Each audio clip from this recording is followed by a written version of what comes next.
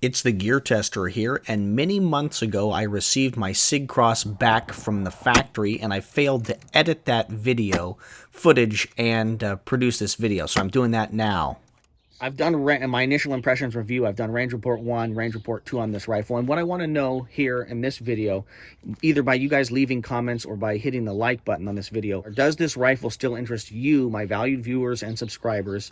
And if it does interest you, should I do a final range report and a full-length review on it? So leave a comment down below, hit the like button, let me know what I should be looking for, ideas about how you'd like me to test this rifle. When I received this rifle back from the factory from SIG, I immediately encountered some problems with the stock, problems that were solved with a dead blow hammer. Things were off to a rocky start. I recently received my SIG Cross back from the factory. The SIG Cross rifles were recalled because of a potential problem with the trigger, and my rifle was shipped to SIG. They paid for the shipping, sent me packaging to ship it back, and they paid for the shipping from the factory back to me. And so it's back from the recall, and it's got a clean bill of health from SIG. I've got the paperwork here to prove that. That little document, and they sent me a promotional hat that says "Hunt Like a Warrior," in keeping with the branding and marketing of the SIG Cross, which they're trying to say it's basically a hunting rifle, but then they keep using some semi-military language with it, which is probably good marketing.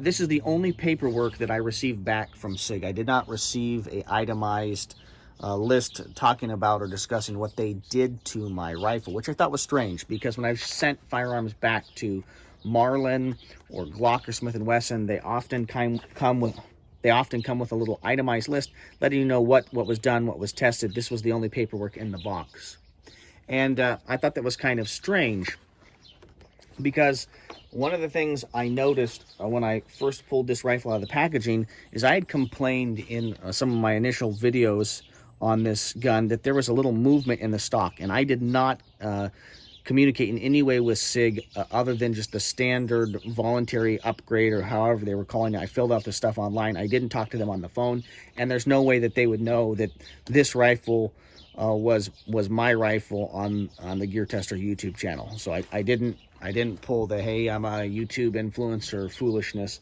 I just had them treat me like they treat anybody else, because I don't have a big enough channel that I think it would have mattered to them, one, and two, I wanted to see how they were going to treat me.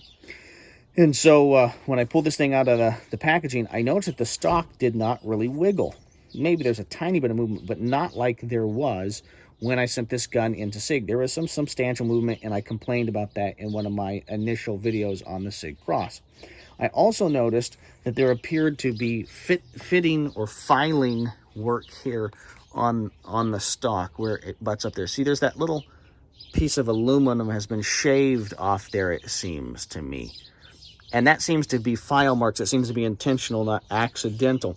And the stock that I'd had on this gun had some bumps and some scratches on it, and this stock does not seem to have any of those bumps or scratches. So it does appear that SIG gave me a completely new rear stock. Another reason that I think that's actually the case is this little adjustment knob was so extremely tight that I had to whack it a whole bunch of times here to this morning with this dead blow hammer that's got a soft face. I had to whack and whack and whack and whack to be able to get this to function normally. And so somebody, either they modified and kind of upgraded the stock that was on this rifle, or what I think really happened is they gave me a completely new rifle stock on my SIG Cross. And there's no mention of that anywhere in any literature or anything they gave to me.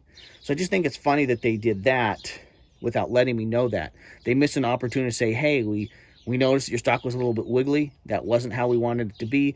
And just do some paperwork and show that that was intentional, rather than leave me guessing. Because the only thing that I understood that they were going to be doing on this gun was working on the trigger, or verifying that my trigger was not dangerous to me. So I just think that that's kind of strange. And I've done my initial impressions review. I've done Range Report 1, Range Report 2 on this rifle. And what I want to know here in this video, either by you guys leaving comments or by hitting the like button on this video, or does this rifle still interest you, my valued viewers and subscribers? And if it does interest you, should I do a final range report and a full-length review on it? So leave a comment down below, hit the like button, let me know what I should be looking for, ideas about how you'd like me to test this rifle. Thank you very much for your views and your subscriptions. If you like this video and you would like to support the TheGearTester YouTube channel, you can do so by buying products from our sponsors, our affiliates, and our friends. Companies like Tops Knives, Excess Sights, Occam Defense Solutions, and Firebox Stoves. Thank you very much for your views and your subscriptions. This is the TheGearTester signing off.